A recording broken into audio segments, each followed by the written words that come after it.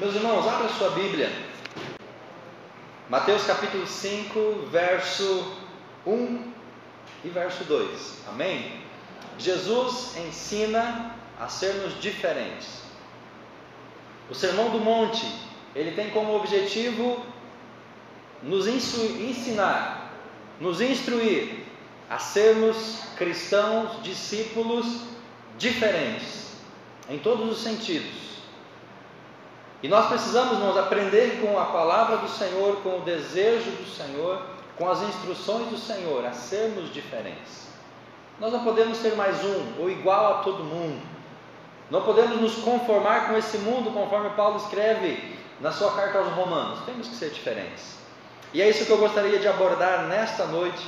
Mateus capítulo 5, verso 1 e 2. Quando viu as multidões, Jesus subiu ao monte.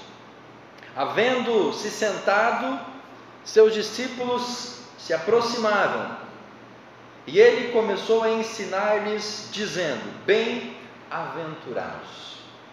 Queridos, nós pensamos que os evangelhos são todos iguais, não dá essa impressão? Mateus, Marcos, Lucas e João são todos iguais. De fato são iguais, mas não são essencialmente e integralmente iguais. Por que esses evangelhos são semelhantes? Porque todos eles falam da vida, do ministério e da obra de Jesus Cristo. Se você quer conhecer o que Jesus fez, o que Jesus ensinou, o que Jesus pregou, você vai ler um dos 4 evangelhos que está narrada a vida, ministério e propósito de Jesus Cristo. Então, nesse sentido, os 4 são semelhantes, são iguais, mas eles têm algumas diferenças essenciais.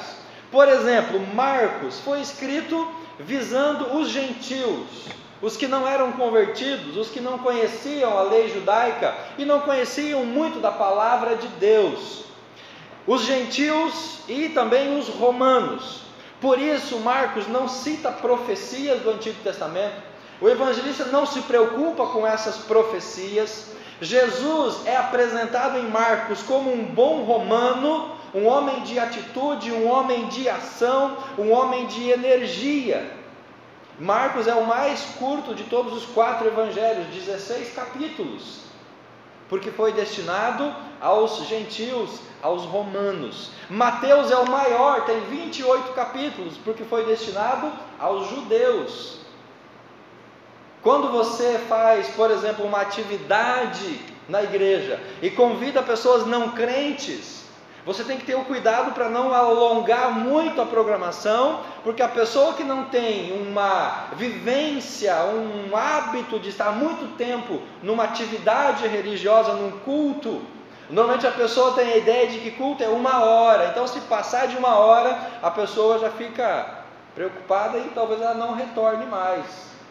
Já quando nós fazemos a atividade para crente, vigia, a gente passa 2, 3, 4 horas na igreja, porque nós estamos acostumados com esse tempo. Então nisso também os evangelhos são diferentes. Marcos é direto, Marcos é objetivo, Marcos é preciso, porque tinha um público diferente, os gentios, os não crentes. Lucas escreve para os gregos. Os gregos eram pessoas de uma inteligência um pouco melhor. Eles tinham uma capacidade intelectual um pouco melhor. Lucas era médico. Lucas escreve em grego, então há toda uma concepção voltada para esse povo intelectual. Jesus é apresentado como o Salvador de toda a humanidade. Não é apenas o descendente de Abraão, mas é o descendente lá de Adão. Então, do começo de todas as coisas, o pai da raça humana. Tem uma diferença entre Marcos e Lucas nessa questão. João olha para a igreja organizada, provavelmente a igreja de Éfeso, e essa igreja estava enfrentando problemas com heresias, com falsas doutrinas, e aí João vai falar sobre o verbo eterno, vai defender a divindade de Jesus, tem toda essa concepção do amor, porque foi destinado a uma igreja, a pessoas que já tinham uma base. E essa igreja estava negando a divindade de Jesus Cristo. Mateus foi destinado para os hebreus, para os judeus. Então Mateus tem uma forte ênfase no cumprimento do Antigo Testamento. É o evangelho que tem mais referência ao Antigo Testamento. Ouvistes o que foi dito Então, faz essa ponte com o Velho Testamento, porque Mateus, ele focaliza no cumprimento do Antigo Testamento na pessoa de Jesus Cristo. E ele é o maior de todos, 28 capítulos. E Mateus é dividido basicamente em 5 discursos. A estrutura do Evangelho de Mateus tem 5 discursos que estrutura esse Evangelho. O primeiro deles fala sobre a ética do reino. Mateus capítulo 5 ao capítulo 7, o Sermão do Monte. Nesse bloco, a ênfase é na ética do cristão vivendo no reino, para o reino. E a palavra-chave de Mateus é reino. É o reino de Deus que veio, é o reino de Deus que chegou, é o reino de Deus que está na terra. E para isso, o cristão precisa de uma ética de vida, de conduta, para poder viver de acordo com esse reino. O segundo bloco de discurso é a missão do discípulo, ou discipulado e missão, Mateus capítulo 10, onde Jesus chama os discípulos e manda eles de 2 em 2, para que eles possam então fazer a obra do Senhor. É a missão do reino. Ele nos envia para pregar o Evangelho do reino. O terceiro bloco, capítulo 13, fala sobre o reino dos céus, naquelas parábolas. O reino do céu é semelhante, o reino do céu é parecido com algo. Então ele foca justamente o reino dos céus que agora está em Cristo, agindo no meio do povo. O quarto discurso, capítulo 18 de Mateus, foca a igreja, a essência da igreja nesse contexto do reino. E o último bloco, capítulo 24 e 25, o final dos tempos. Então essa é uma estrutura do Evangelho de Mateus. Não vou me alongar nisso, só para os irmãos terem essa percepção. E a palavra-chave de Mateus é reino. O reino de Deus. O reino de Deus. Vivemos hoje esse reino e temos que ter um comportamento. O Sermão do Monte é dentre os ensinos de Jesus, dizia John Stott no seu livro de comentário. O Sermão do Monte é, dentre os ensinos de Jesus, o mais conhecido de todos eles. Porém, meus irmãos, o menos compreendido e o pior, o menos praticado ou o menos obedecido pelos discípulos. Então, o problema é que nós conhecemos o Sermão do Monte, nós ouvimos o Sermão do Monte, mas nós não entendemos tudo que está ali. E se nós não entendemos, naturalmente nós não cumprimos, nós não obedecemos. Então, apesar de ser uma leitura bela, ser uma leitura grandiosa do Sermão do Monte, nós temos a dificuldade de cumprir o que está escrito nesse sermão. Aqui descreve o que Jesus deseja dos seus seguidores, o que Jesus quer que nós sejamos e o que Ele quer que nós façamos dentro dessa ótica do reino. Por isso que ele é importante para nós. O Sermão do Monte resume a essência do ensino de Jesus, pois torna a justiça atrativa. Jesus vai falar no Sermão do Monte que a justiça é algo que deve nos atrair. A justiça de Deus, o nosso comportamento, a nossa ética dentro desse reino tem que estar de acordo com a justiça divina. Envergonha o nosso fraco desempenho. Quando nós lemos o Sermão do Monte e nos olhamos no espelho, nós nos sentimos envergonhados, porque aquilo que é colocado no Sermão do Monte, muitas vezes nós, como discípulos do reino, estamos muito longe de viver o que está escrito ali. Então, quando nós nos vemos diante desse texto, nós nos sentimos, ou devemos nos sentir, envergonhados, se não o praticamos, e gera em nós um sonho de um mundo melhor. O que o Sermão do Monte está nos mostrando, meus irmãos? Um mundo melhor, um mundo mais justo, um mundo mais ético, um mundo mais cheio de amor e da graça do Senhor. Isso quem disse foi o nosso amigo John Stott no seu livro O Sermão do Monte.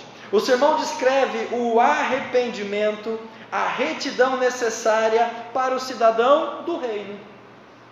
Aqui está então a nossa conduta necessária para que a gente possa viver de acordo com a ideia e com a realidade do reino de Deus aqui neste mundo, meus irmãos. A palavra de ordem para o cristão é tornar-se diferente do não cristão. Mateus capítulo 6, versículo 8 Jesus diz assim: não vos assemelheis a eles, pois o vosso Pai conhece do que vocês necessitais antes de pedir. Aqui está a essência do Sermão do Monte: não vos assemelheis a eles, aos gentios, aos pagãos, aos religiosos, aos fariseus, aos escribas. Sejam diferentes. E essa é, meus irmãos, esse é o apelo de Jesus para a igreja hoje. Vamos ser diferentes. Vamos ser diferentes baseado na essência da palavra do nosso Deus. Primeiramente, o apelo de Jesus para o cristão ser diferente. O texto que nós lemos, verso 1 e verso 2, introduz as bem-aventuranças, introduz todo o Sermão do Monte. Quando Jesus viu as multidões, ele subiu ao monte e se sentou. Os seus discípulos se aproximaram e Jesus começou a ensinar-lhes. E o que Jesus ensinou para aqueles homens, meus irmãos?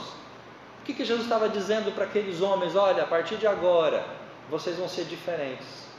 A partir de agora, o que eu vou instruir para vocês é para que vocês sejam homens diferentes. Vocês sejam pessoas diferentes. Vocês vivam de uma maneira diferente do que vocês estavam vivendo e diferente daqueles que estão vivendo ao seu redor. Então, nós temos aqui esse apelo para o cristão ser diferente do mundo.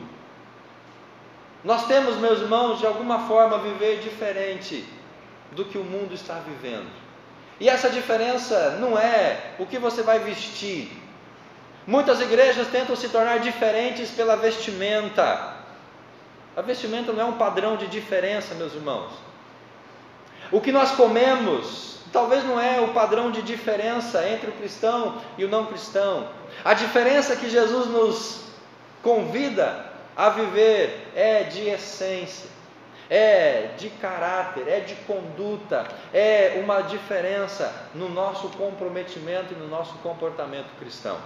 Se hoje as pessoas têm procurado as coisas corretas, significado para a vida, paz nos relacionamentos, amor ao próximo, se a pessoa hoje busca essa vida diferente, aonde que a pessoa tem encontrado, meus irmãos, algo diferente?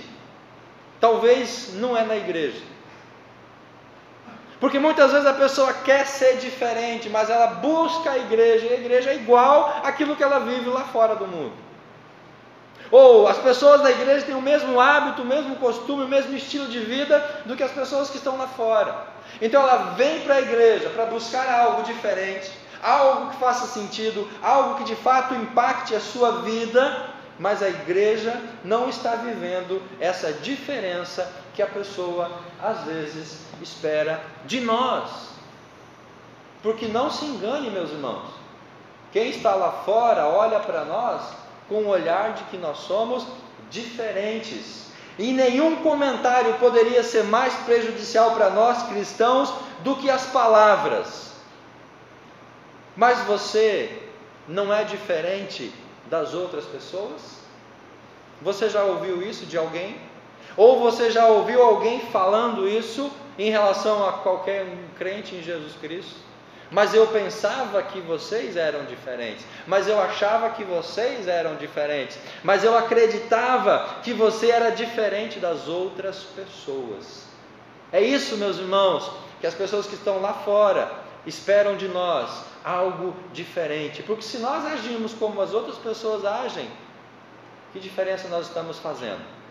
E por isso Jesus chama aqueles homens, instrui os seus discípulos, dizendo: olha, vocês precisam ser diferentes, fazer a diferença, não ser igual a todo mundo. Quando Deus tira o povo de Israel lá do Egito, Deus tira com o propósito de formar um povo santo, um povo separado, um povo diferente das outras nações, um povo diferente daquilo que o povo em geral estava vivendo. Quando Deus chama Abraão lá de Ur dos Caldeus e manda ele sair da terra da parentela, porque Deus queria em Abraão formar um povo diferente de todas as outras nações. Deus queria que aqueles homens fossem diferentes e não conformados com o padrão do mundo.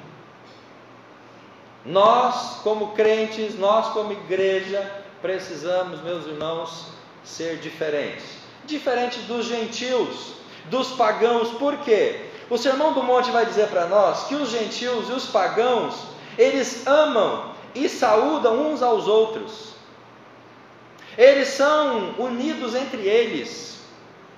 E as sociedades secretas, os grupos, as entidades, muitas vezes elas se preocupam com elas mesmas, são fechadas em si. E o gentio, o pagão, ele está preocupado, ele ama aquele que ama a ele. E como os discípulos deveriam viver, Mateus 5, 44 e 47, amem os seus inimigos. O gentio, o pagão, o não crente, não ama o inimigo, ele quer matar o inimigo, ele quer retribuir ao inimigo. Mas Jesus está dizendo, olha, se você vai ser meu discípulo, se você vai ser diferente, você tem que amar os seus amigos, mas ir além, amar os seus inimigos. Os pagãos oram usando vãs repetições, e os discípulos devem orar como filho do seu Pai que está nos céus, Mateus capítulo 6, a oração do Pai Nosso. Não orem como os gentios usando de vãs repetições, mas vocês orem assim, Pai Nosso que está no céu. Tem que ser diferente.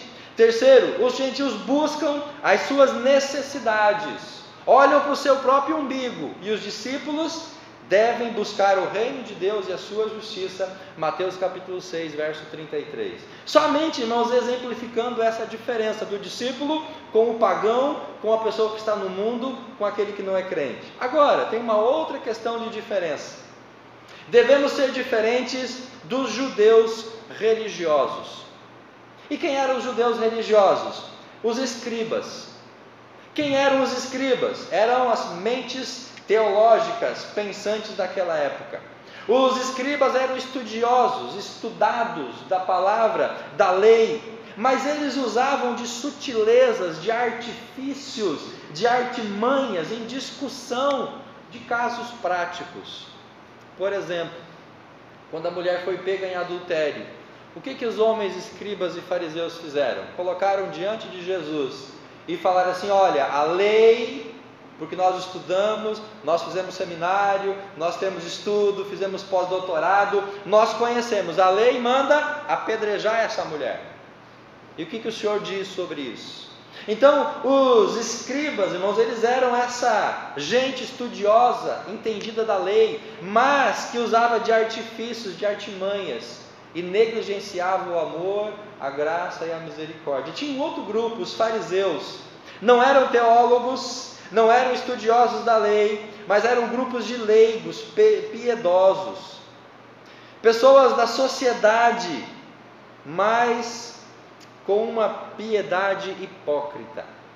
E Jesus condena os fariseus, bate neles no capítulo 24, se não me engano, de Mateus. Vocês fariseus são hipócritas, vocês falam um monte de coisa e vocês não fazem, vocês coam um mosquito e engolem um camelo.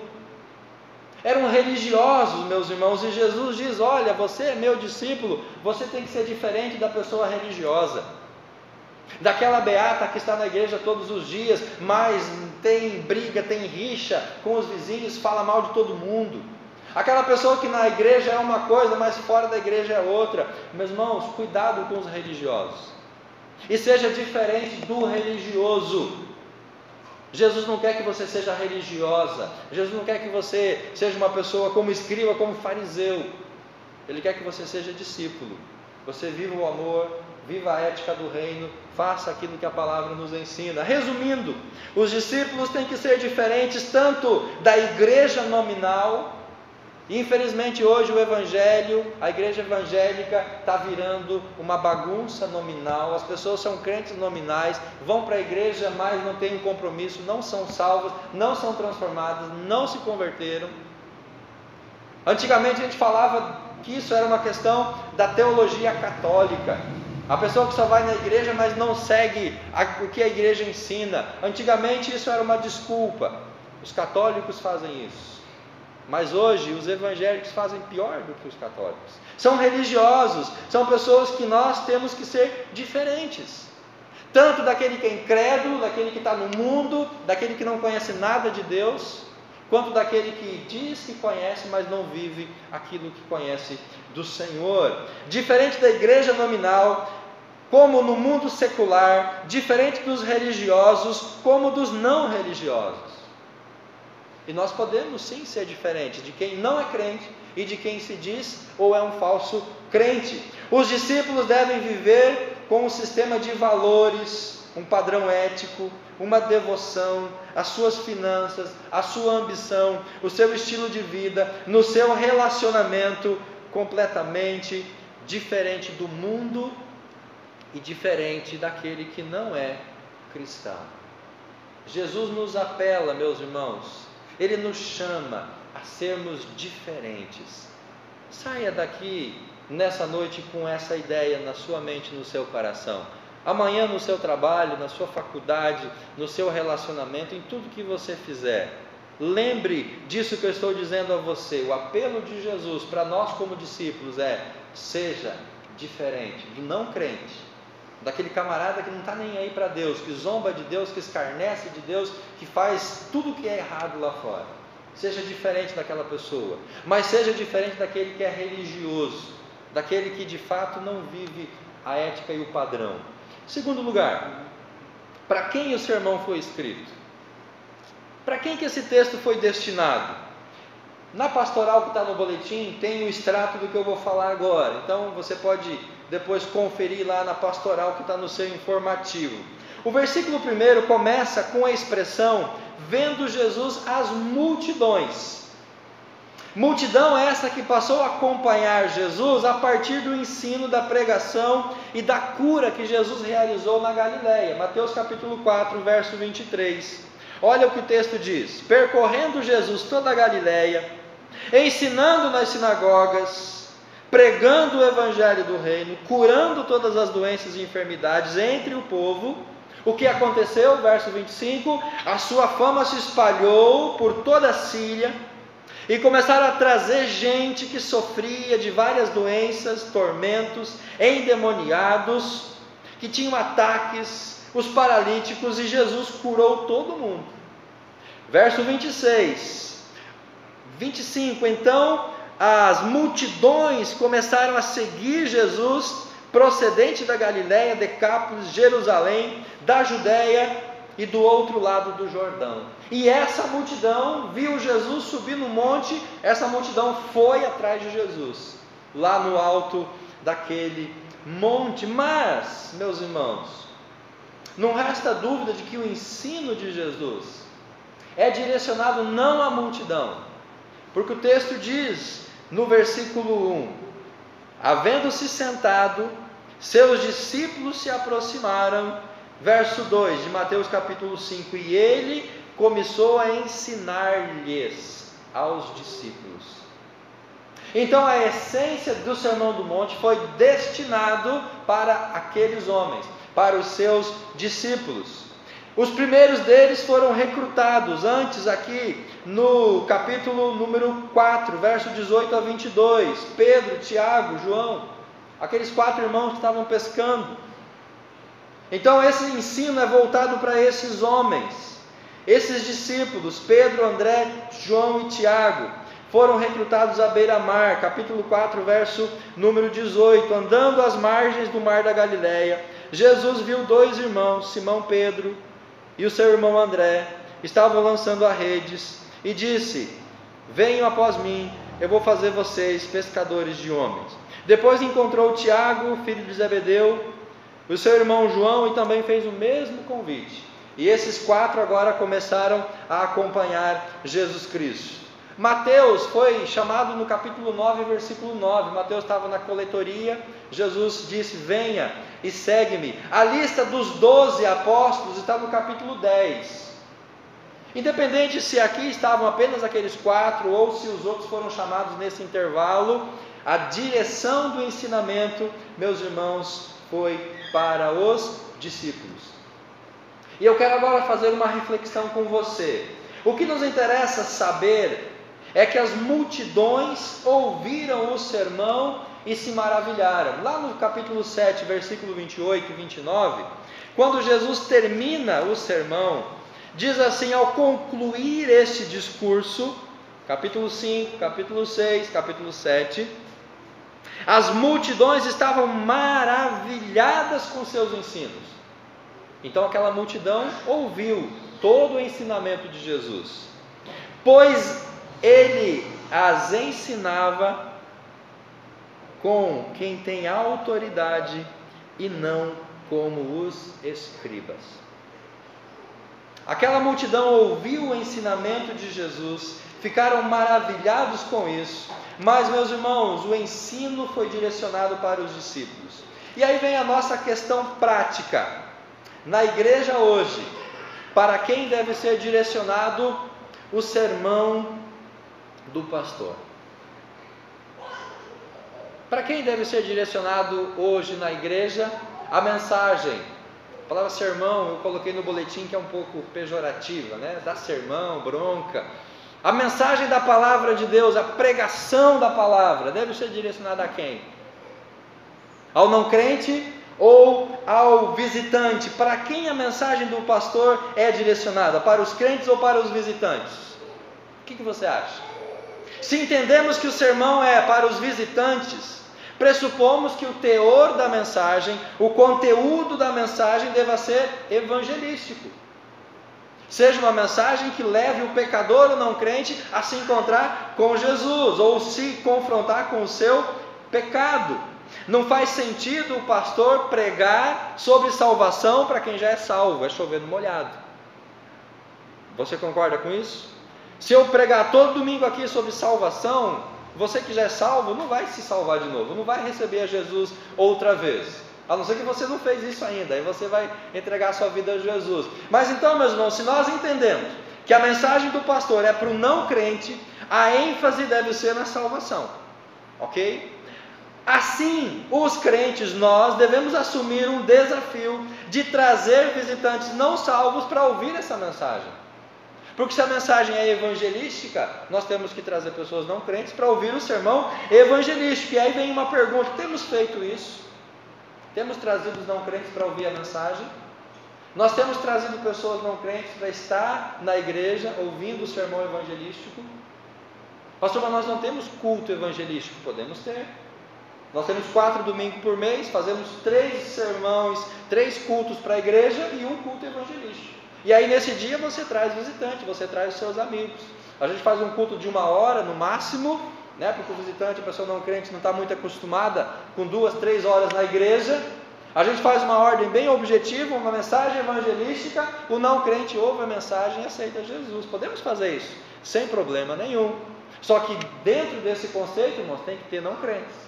Porque senão o pastor vai pregar para quem já é convertido, vai chover no molhado. Como eu disse no boletim, um pastor meu de homilética no seminário dizia mais ou menos assim: a comida que você dá para a ovelha, o bode também come, mas a comida que você dá para o bode, a ovelha não come. O que ele estava querendo ilustrar com isso? Que quando a mensagem é para a igreja, para o crente, o não crente é abençoado. Mas quando a mensagem é para o não crente, quem é crente não absorve talvez a totalidade daquela palavra. Então, dar comida ou pregar somente mensagem evangelística não vai edificar quem já é salvo. Mas quando a mensagem é para a igreja, o não crente recebe e é abençoado também. Agora, se nós entendermos que o sermão deve ser para os crentes, isso muda o teor da mensagem. Porque a mensagem passa a ser de exortação, de instrução, de encorajamento. Quando nós temos um público-alvo, nós direcionamos a mensagem, o conteúdo, de acordo com o público. Mas aí fica a dúvida: e os visitantes que estão presentes no culto? Se a mensagem não é evangelística, como que fica esse visitante? O Sermão do Monte responde: as multidões se maravilharam com a mensagem direcionada para os discípulos. Esse Sermão do Monte, meus irmãos, é para nós, para mim, é para você, não é para o não crente. Esse Sermão do Monte, capítulo 5, capítulo 6, capítulo 7, é para nós, igreja, discípulos. É o que Deus quer de nós, dos crentes, não daquele que é pecador, em essência. Dele também, mas primeiramente nós. Porque alguns comentaristas dizem que a essência do que Jesus pede aqui, uma pessoa não crente não consegue alcançar.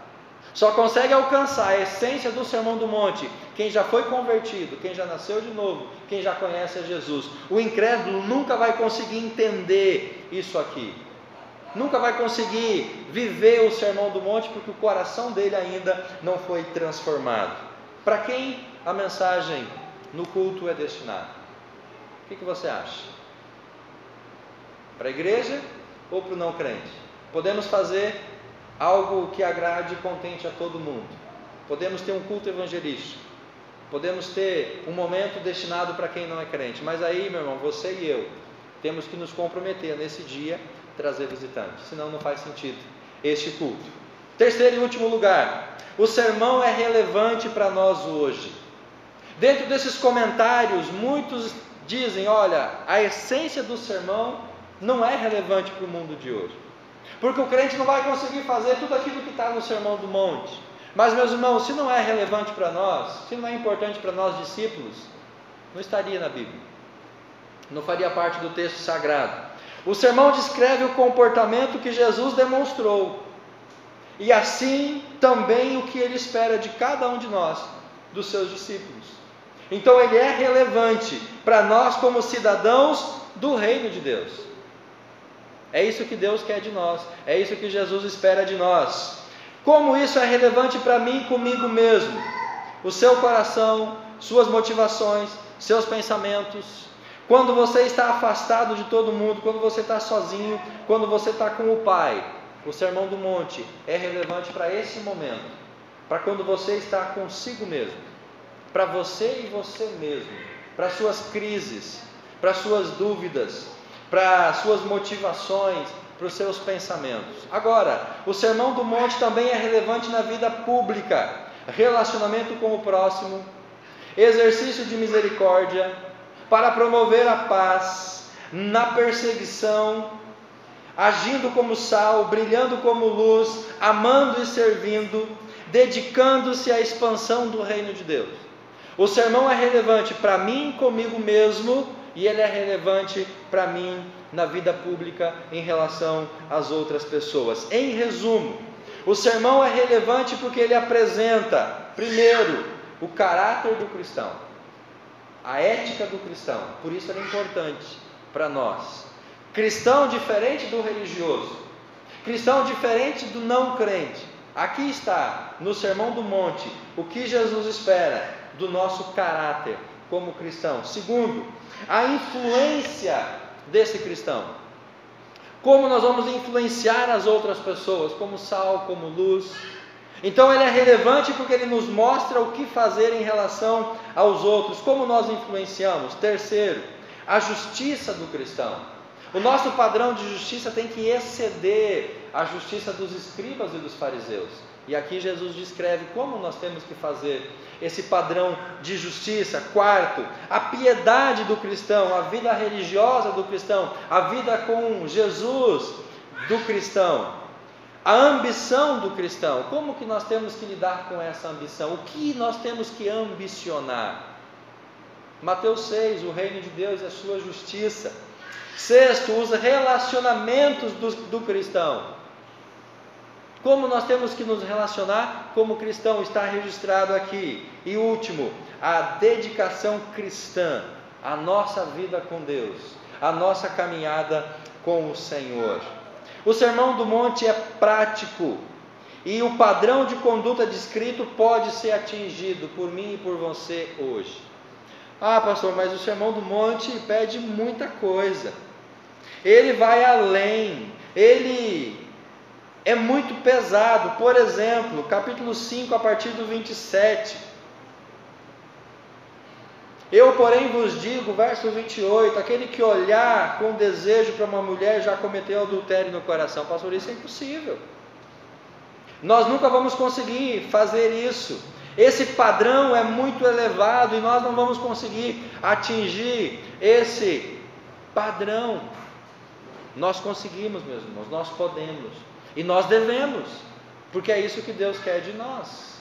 A lei dizia: aquele que adulterar com a mulher sofre a consequência. Mas Jesus fala, olha, não precisa consumar o ato, basta o desejo, o negócio já está feito. Então esse padrão é mais elevado, essa conduta é mais elevada para nós. Podemos ser mansos. Ah, pastor, ser manso, humilde de coração, oferecer a outra face? Não. Eu vou para cima, eu retribuo, bateu, levou. Comigo não tem esse negócio não. Mas Jesus fala, sejam mansos, humildes de coração. Podemos refrear os olhares e os nossos pensamentos promíscuos. É difícil, mas não conseguimos. Podemos não ser ansiosos, não andeis ansiosos por coisa alguma, Mateus capítulo 6. Pastor, hoje em dia o mundo é ansioso, hoje em dia as pessoas vivem na pilha de ansiedade, o mundo cobra isso. Jesus nos ensina a não sermos ansiosos. Podemos amar os nossos inimigos. Não, eu só amo os irmãos da igreja. A vizinha fofoqueira, aquela pessoa que me passou a perna, aquele construtor que me deixou na mão, amar essa pessoa? Não tem como amar essa pessoa. Aquele que pediu um empréstimo e não pagou, pediu para você comprar um negócio no cartão de crédito e não pagou a fatura. Amar essa pessoa é difícil, mas Deus nos manda amar essas pessoas. Podemos oferecer a outra face. Por isso o sermão ele é relevante para nós. O sermão é destinado para aqueles que já eram discípulos de Jesus, já eram cidadãos do reino, da família de Deus. Não é destinado para os não crentes. E como discípulos, nós devemos cumprir estas exigências. Meus irmãos, parece difícil, mas não é. E é isso que Deus quer de nós, diferença. Um padrão de conduta, de caráter diferente. E eu concluo dizendo que a jornada do sermão está apenas começando. Amém? Sem dúvida é um texto muito relevante para nós hoje, para mim e para você. Os ensinos são para a nossa formação como verdadeiro discípulo. Se eu quero ser verdadeiramente um discípulo, a receita está aqui, Sermão do Monte, capítulo 5, 6 e 7. Apesar de proferido há quase 2000 anos, ele atravessou as décadas e chega para nós hoje, século 21.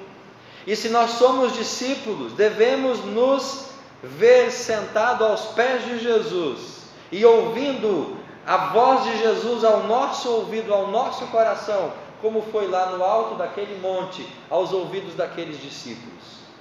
Essa mensagem hoje ecoa, meu irmão, no meu, no seu, no nosso coração. Não podemos nos conformar com este mundo. Não podemos ser igual às outras pessoas em caráter, em ética e conduta. Por isso o sermão nos mostra a importância de sermos diferente do mundo e diferente dos religiosos. Jesus quer de nós diferença. Jesus exige de nós um padrão diferente. Amém? Nós não podemos não nos contentar com o básico. Não, mas eu sou um bom religioso, eu vou na igreja, eu dou o dízimo, eu não roubo, eu não mato, eu não estrupo, né, como a pessoa fala. Então eu sou um bom religioso, eu faço certinho. Mas Jesus não quer apenas a média, ele quer acima. Por isso ele chama aqueles discípulos e fala: olha, vocês vão me seguir a partir de agora. Só que para me seguir, você tem um padrão mais elevado. A média para seguir a Jesus não é média 6, não. É média 8. Ele vai além. Se ser cristão, ser religioso é média 5, Jesus vai dizer: olha, a minha média é 8. Você tem que fazer mais, tem que ir além. Eu espero mais. É isso que ele quer de nós, meus irmãos. E nós temos que entender isso. Porque senão as pessoas vão olhar para nós e vão perguntar: pera lá, mas você não é diferente daqueles outros? Eu achava que você era diferente, mas você é igual? Você faz igual? Pensa igual? Age igual? Isso dói, meus irmãos, quando alguém faz esse comentário. mas o fulano, eu conheço, ele é da igreja, ele é crente, mas ele fez isso. A nossa moral vai lá embaixo. Amém. Mas esse é o desejo do nosso Senhor. Você entende que Jesus espera de você como discípulo mais do que os não crentes, mais do que os religiosos, um padrão de caráter, de conduta, de comportamento acima daquilo que nós estamos habituados ou do que nós vemos.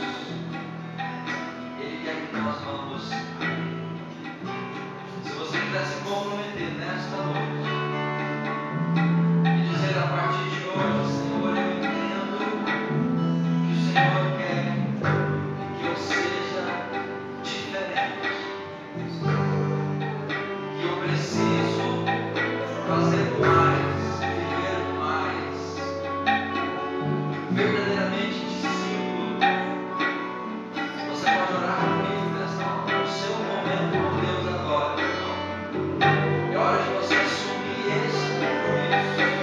Eu vou ser diferente no meu trabalho, eu vou ser diferente na minha casa, eu vou ser diferente na minha escola, eu vou ser diferente com a minha esposa, com o meu esposo, com os meus filhos, eu vou ser diferente com o meu padrão, eu vou agir diferente com o meu vizinho, eu vou demonstrar Jesus através da minha vida. Em mim as pessoas vão ver Jesus Cristo. Assuma esse compromisso, meu irmão, nesta noite.